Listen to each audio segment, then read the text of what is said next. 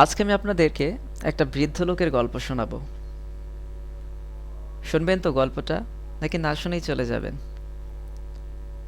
মাত্র 5 বছর বয়সে তিনি বাবাকে হারান।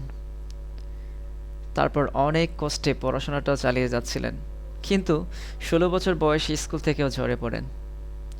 পরবর্তীতে চাকরি করেন জীবিকার তাগিদে, কিন্তু 17 বছরের মধ্যেও মোট 4বার চাকরি হারিয়েছিলেন।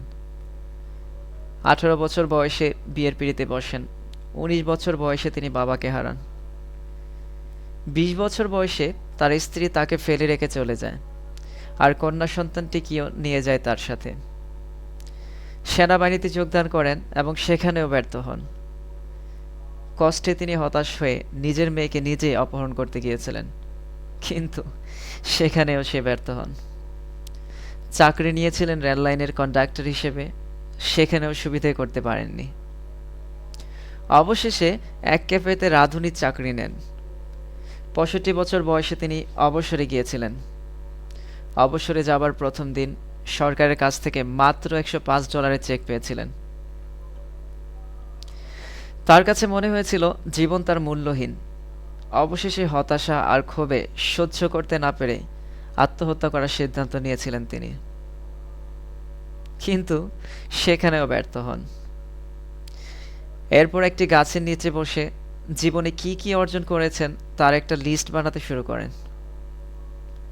হঠাৎ তার কাছে মনে হলো জীবনে এখনো অনেক কিছুই করার বাকি আছে, আর তিনি বাকি সবার চাইতে একটি জিনিসের ব্যাপারে বেশি জানেন। সেটা হলো রন্ধনশিল্প। তিনি $87 ধার করলেন সেই চেকের বিপরীতে, আর কিছু মুরগি কিনে এনে নিজের রেসিপি দিয়ে সেগুলো ফ্রাই করলেন। এরপর কেনটাকিতে প্রতিবেশীদের দাঁড়ে দাঁড়ে গিয়ে সে ফ্রাইড চিকেন বিক্রি করা শুরু করলেন।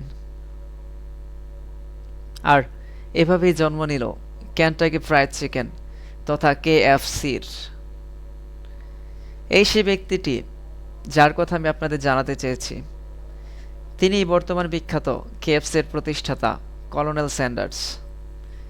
65 বছর বয়সে তিনি আত্মহত্যা করতে চেয়েছিলেন, আর 88 বছর বয়সে এসে তিনি তৎকালীন অন্যতম শ্রেষ্ঠ ধনীতে পরিণত হয়ে গিয়েছিলেন। অনুপ্রেরণার একটি প্রধান উৎস হিসেবে স্মরণীয় হয়ে আছেন তিনি আজ পৃথিবীর বুকে। ব্যর্থতা আপনার জীবনেও থাকতে পারে, তাই বলে হতাশ হবেন না। আপনার জীবনেও অনেক কিছু করার আছে। যদি গল্পটা আপনার ভালো লেগে থাকে, আপনার কাছে ভিডিওটি শেয়ার আর লাইক দেওয়ার অনুরোধ রাখছি। আমাদের ইউটিউব চ্যানেলটি সাবস্ক্রাইব করতে ভুলবেন না। ধন্যবাদ।